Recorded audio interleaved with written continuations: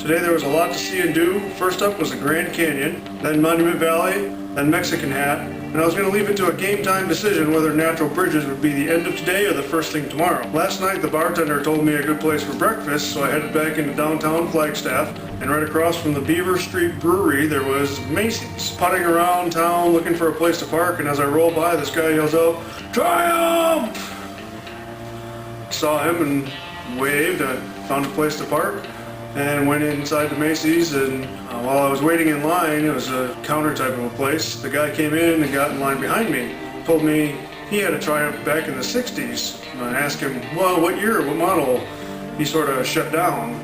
I was thinking, that was kind of a weird way to end the conversation, but apparently we're done talking. Actually, that was fine with me. I realized I don't really know much about the early years of Triumph, so I was just being polite, wouldn't really have much to add to the conversation anyways. I figured we were done talking, and I almost turned around to kind of just be back in line as opposed to talking to this guy, and he said to me, I went to see the Grateful Dead 2 nights ago.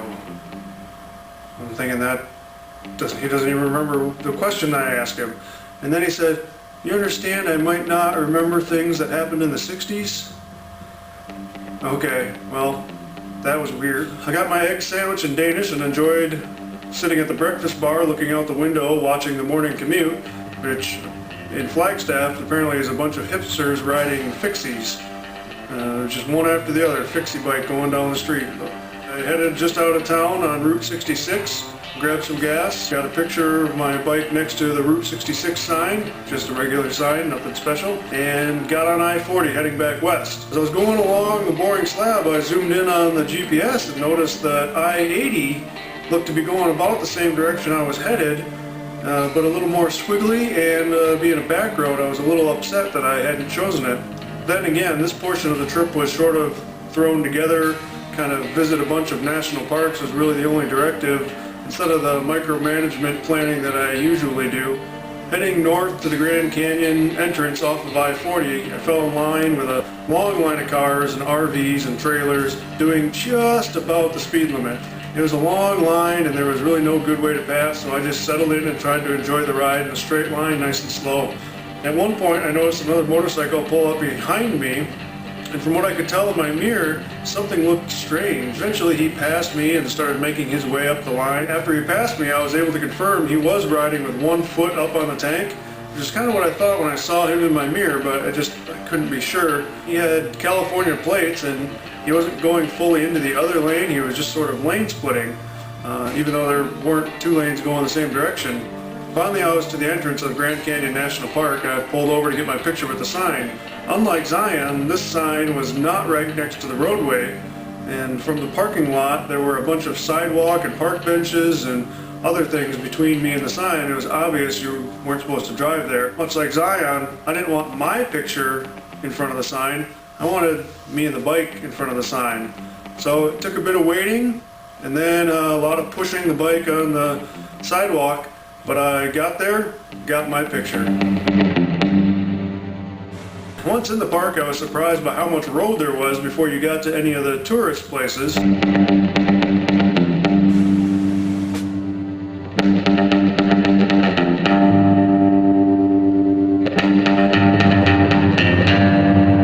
Eventually I got to the main parking lot and headed to the Mather Overlook. Now, you might notice that this cockpit footage isn't all that compelling. Apparently I had forgotten I was recording, so I got a bunch of boring road footage, and then worse.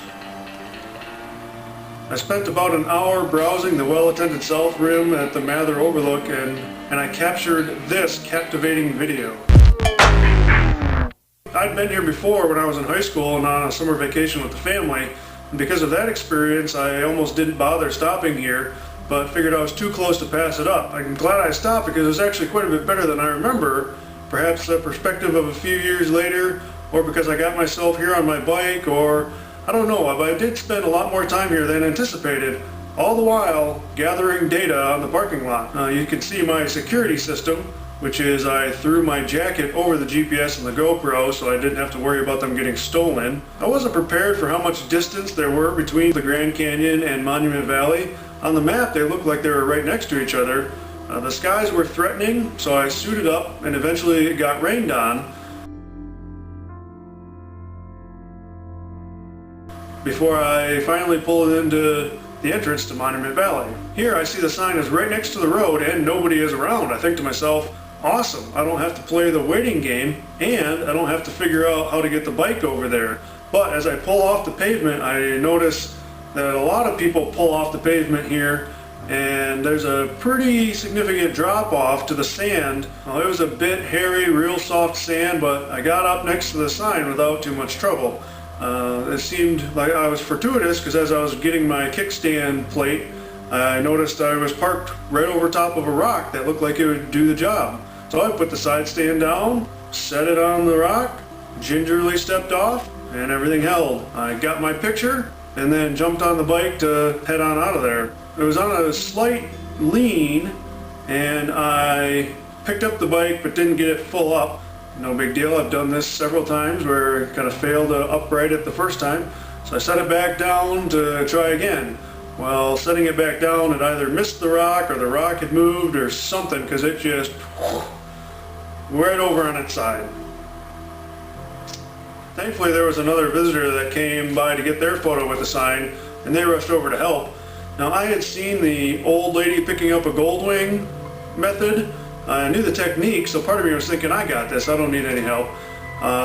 They helped, but I wasn't quite sure how much they actually helped because it was really easy and I was doing the old lady technique. Another trip that I don't want to really talk about, I happened to drop it again and I was by myself, and let me tell you, I know those guys helped a lot because I was fully loaded on this trip, and when I dropped it later, not fully loaded, I could barely get it back up. So thank you to whoever that was that stopped and helped me out.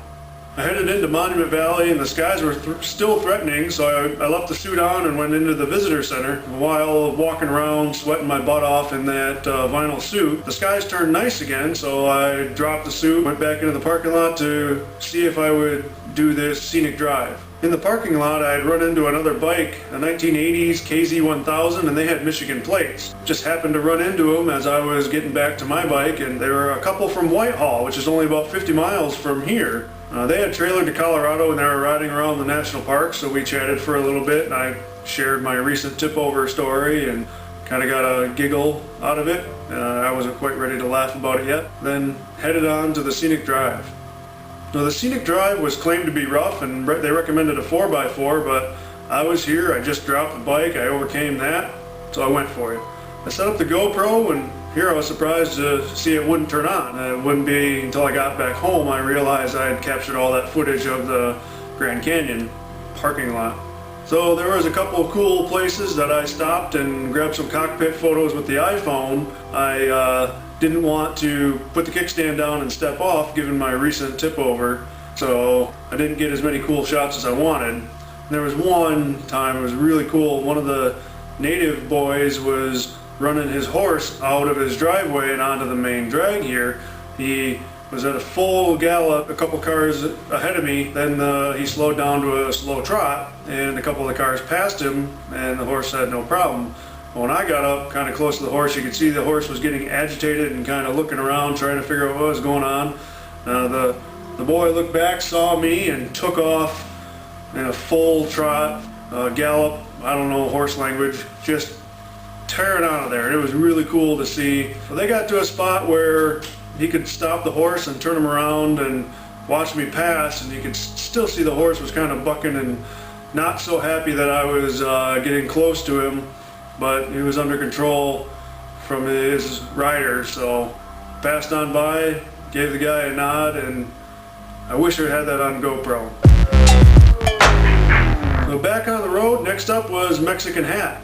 I went through the town of Mexican Hat, but I saw no sign for the national park. I turned around because I figured I must have missed it, and the road that came down into the little village was pretty cool, right along the river there, so I didn't mind running it again.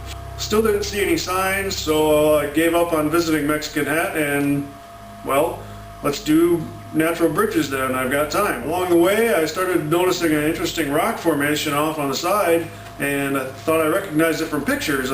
Like, hey, is that Mexican Hat?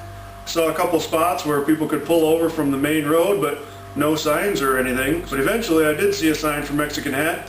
Pulled off on this little two-track that kind of dead-ended in a gravel parking lot. There was one other car there, and I wasn't quite sure what was going on. It kind of looked like there was a mom and her 12-year-old kid, but they were both smoking, and the kid was kind of trying to hide it. I just gave him a little nod, took a quick pic of the bike, the good side, and moved along. So coming this way, it made more sense to follow 261, even though I had read online it was a steep gravel grade, unimproved, 4x4 recommended, but I was well past worrying about these things, so I went for it.